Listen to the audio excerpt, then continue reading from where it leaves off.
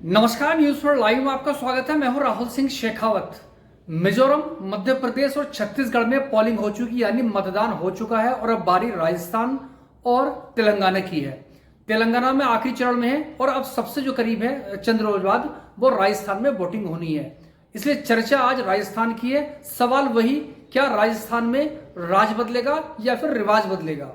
रिवाज मतलब ये, क्योंकि राजस्थान में हर 5 साल में सरकार पिछले 3-10 यानी 30 साल से बदलती आ रही है। सरकार चाहे बीजेपी की हो या कांग्रेस की हो, रिपीट नहीं हो पाती है। लेकिन इस बार राजस्थान में अशोक गहलोत के नेतृत्व में कांग्रेस की सरकार है, तो जाहिर सी बात है, अगर पुराने ट्रेंड की बात करें या पुराने रिवाज की बात करें तो उस लिहाज से बीजेपी की सरकार बन जानी चाहिए, यानी कि एज बीजेपी के लिए होना चाहिए।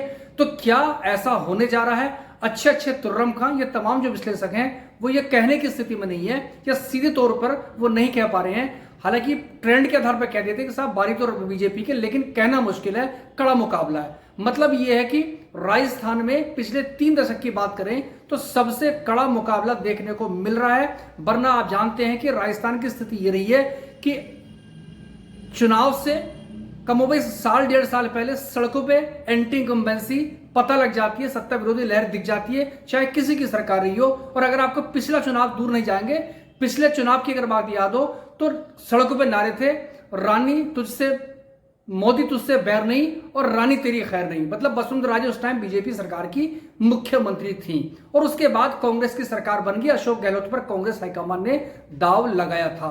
अब सवाल ये उठता है कि बजाय हम इतिहास में या पुरानी चीजों में जाएं कि आखिर इस बार क्या होगा।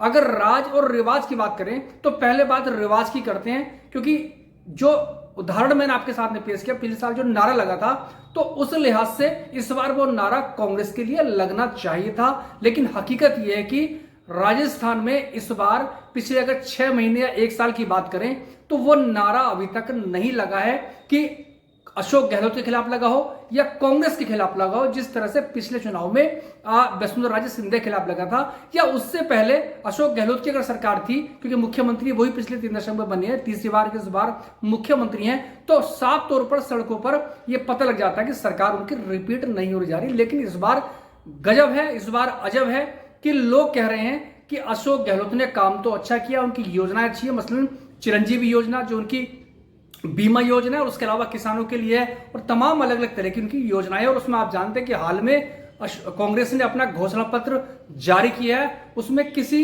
वर्ग को नहीं छोड़ा है। महिलाओं के लिए, युवाओं के लिए, किसानों के लिए और मध्य वर्ग के लिए उन्होंने पूरा, और पिछड़ों के लिए, अगड़ों के लिए, सबके लिए कुछ ना कुछ रखा है। और आप जानते हैं कि राजस्थान में उससे पहले बीजेपी का जो था घोषणा पत्र आया था, दोनों में ऐसा था गलाकाट प्रतियोगिता चल रही है। लेकिन फिर सवाल वही है कि आखिर राजस्थान में होगा क्या? क्या चुनावी घोषणा पत्र या चुनावी वचन पत्र के आधार पर वोटिंग होगी?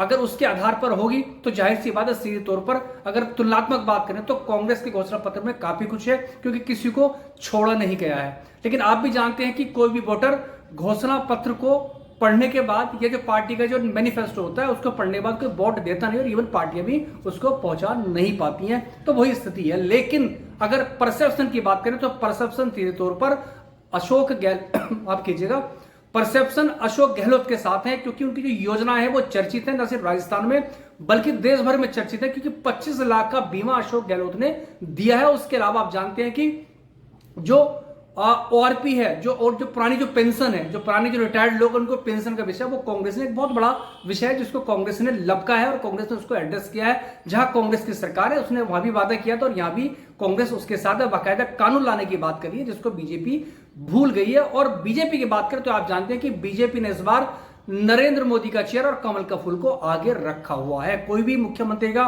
फेस नहीं है, क्योंकि आप जानते हैं कि अभी तक राजस्थान में वसुंधरा राजे सिंधिया ही फेस हुआ करती, 2 बार मुख्यमंत्री रह चुकी है। लेकिन इस बार थोड़ा गड़बड़ जाला है। वजह यह कि प्रधानमंत्री नरेंद्र मोदी और उनके अंगत कहे जाने वाले गृह मंत्री अमित शाह का युग है और बीजेपी का मतलब है मोदी और शाह, और उसमें वसुंधरा राजे को बहुत ज्यादा कोई पसंद वो करते नहीं। वजह यह कि आप जानते हैं कि जो बाकी लोग हैं वो सब उनके रंग में रंगे हुए या उनके पैदा किए हुए हैं। और वसुंधरा राजे सिंधिया आप जानते हैं कि अटल आडवाणी के युग की नेता रही है और उनकी पारिवारिक विरासत आपको बखूबी मालूम है।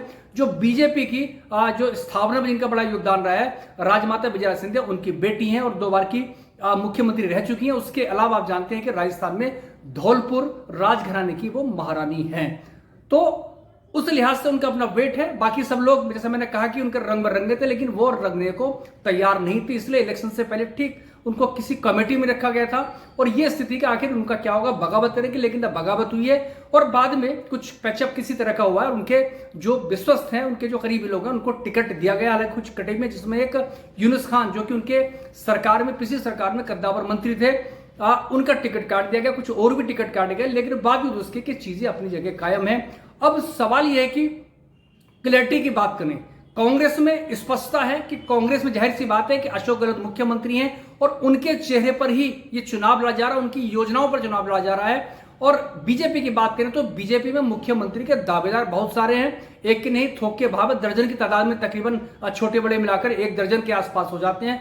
वसुंधरा राजे स्वाभाविक उम्मीदवार हैं, लेकिन बाकी और भी हैं, चाहे वो सतीश पूनिया हो, चाहे वो राजेंद्र राठौड़ जो नेता विपक्ष है। उसके अलावा आपको बखूबी मालूम है जो स्पीकर लोकसभा में है ओम बिरला, उनके नाम की पतंगबाजी है। और आप जानते हैं कि 7 सांसदों को बीजेपी ने इस बार मोर्चे पर यानी विधायक के यानी विधानसभा के चुनाव में उतार दिया है। इससे आप समझ सकते हैं कि कितना कड़ा मुकाबला बीजेपी के लिए है कि सांसदों को उसमें लाया गया, जिनमें से एक जयपुर राजघराने की जो राजकुमारी है दिया कुमारी, जो सांसद हैं, उनको भी उतारा गया। और राज्यवर्धन सिंह राठौड़ जो कि पहले खिलाड़ी रहे हैं और उसके बाद बीजेपी के पूर्व केंद्रीय मंत्री और सांसद हैं, और उसके अलावा अन्य लोगों को उनको भी टिकट दिया गया है। तो ये सारी स्थिति है। इन स्थिति में सवाल ये उठता है कि आखिर कांग्रेस और बीजेपी में कौन बाजी मारेगा। ये अपने आप में बहुत महत्वपूर्ण सवाल है, क्योंकि रिवाज जो भी तक रहा है बदलने का रहा है, लेकिन कोई भी राजनीतिक पंडित या जानकार ये कहने की स्थिति में नहीं है। हालांकि इस आधार पर कह देते हैं कि साहब चूंकि बदलती है तो थोड़ा सा एज बीजेपी के साथ। और दूसरी आपको बखूबी मालूम है कि कांग्रेस में अशोक गहलोत और सचिन पायलट के बीच सड़कों पर लड़ाई हुई थी, लेकिन जो मौजूदा नेतृत्व है कांग्रेस का, चाहे वो मल्लिकार्जुन खड़गे हो या राहुल गांधी हो या प्रियंका गांधी हो, उन्होंने फिलहाल पैचअप करा दिया। पिछले 6 महीने में वो जो 4-6 महीने के अंदर दोनों के बीच में कोई बयानबाजी बहुत ज्यादा नहीं हुई और दोनों मिलकर फिलहाल चुनाव लड़ते हुए नजर आ रहे हैं। यानी मतभेद फिलहाल उनमें सीज फायर है, मनभेद खत्म हुए नहीं है ये नहीं कह सकते, उसका दावा मैं नहीं कर सकता हूं, लेकिन फिलहाल दोनों साथ में। और दूसरी तरफ बीजेपी की बात करें तो बीजेपी में गुटबाजी साफ तौर पर दिखाई देती है। वरना आपको जानते हैं कि नरेंद्र मोदी अमित शाह के युग में किसी का मुंह उठा के बात करना आसान नहीं होता, लेकिन राजस्थान में आप जानते हैं कि वसुंधरा सिंधिया ने अपने पूरे तेवर दिखाए और कह सकते हैं कि गियर पे लेके अपने समर्थकों को काफी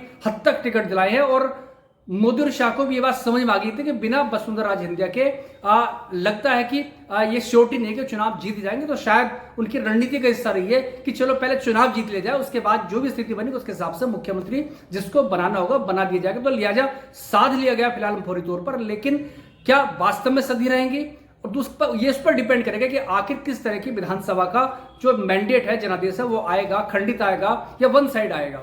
लेकिन ये बात की चीजें 3 दिसंबर को पता लगेगा, लेकिन आज की तारीख में भी ये पता नहीं, जबकि 2-3 रोज के बाद वोटिंग होनी है। सब ये कह रहे हैं कि साहब मुकाबला बड़ा कड़ा है। तो जब मुकाबला कड़ा है तो आप जानते हैं तो यही रिवाज इतना तो राजस्थान का बदला है कि मौजूदा सरकार के खिलाफ बहुत एंटी इंकम्बेंसी नहीं है। तो यह रिवाज तो साफ तौर पर बदलता हुआ नजर आ रहा है। वरना आप जानते हैं कि सड़कों पर नारे लग जाया करते थे, या 1.5 में चाय की कुंटी पर आप बैठी आपको माहौल पता लग जाया करता था। तो ये कांग्रेस के लिए एक ये बेहतर स्थिति है। लेकिन इसके आधार पर यह कहना कि चुनाव जीत जाएंगे तो कम से कम मैं कहने की स्थिति में नहीं हूं। लेकिन वास्तव में कांटे का मुकाबला है और सचिन पायलट और अशोक गहलोत के बीच में जो सीज पार हुआ उसका कांग्रेस को कितना फायदा होगा, और जो अशोक गहलोत की जो स्कीम है क्या जनता दोबारा से उनको अपने सर माथे बैठा लेगी। क्योंकि स्कीम ऐसी है कि 25 लाख तक का बीमा दिया था, इलाज कराया था और 50 लाख उसको कर दिया गया है। तो ये बहुत बड़ी चीज है, क्योंकि हिंदुस्तान में अभी तक इतनी बड़ी किसी ने इलाज के लिए पैसा खर्च किसी पर नहीं किया। उसके अलावा आप जानते हैं कि किसानों को सम्मान निधि के स्टाइल में कुछ उन्होंने दिया है, किसानों के ऋण की माप है, बिजली की माप है, तमाम सारी चीजें हैं। और आम आदमी के लिए 500 रुपए का सिलेंडर अब वो 400 में, क्योंकि बीजेपी का जो घोषणा पत्र आया था उसमें शायद वो 450 या 400 था, तो कांग्रेस ने उसको भी और कम करने के बाद मतलब एक गलाकाट प्रतियोगिता राजस्थान में दिखाई दे रही है। जैसा चुनावी मुकाबला और वैसे ही घोषणाएं और वादों की स्थिति है। इन के बीच में जनता क्या मन बनाएगी, किसको सर पे बिठाएगी, इसका पता तो 3 दिसंबर को पता लग पाएगा। लेकिन जो राज और रिवाज की बात है, राजस्थान में राज बदलते रहे हैं, राजस्थान में राज बदलने का रिवाज लाया है, तो वो कायम रहेगा नहीं रहेगा मतगणना के बाद पता लगेगा। लेकिन एक रिवाज बदला है कि इस बार परसेप्शन के तौर पर जो मौजूदा मुख्यमंत्री अशोक गहलोत, उनकी योजनाओं की, भले लोग कहते हैं कि सब वोट जो बीजेपी कहते हैं वोट तो हम बीजेपी को देंगे, लेकिन अशोक गहलोत ने काम अच्छा किया है, उनकी योजनाएं अच्छी हैं। तो ये बहुत अपने आप में दिलचस्प चुनाव इस बार राजस्थान का होने जा रहा है।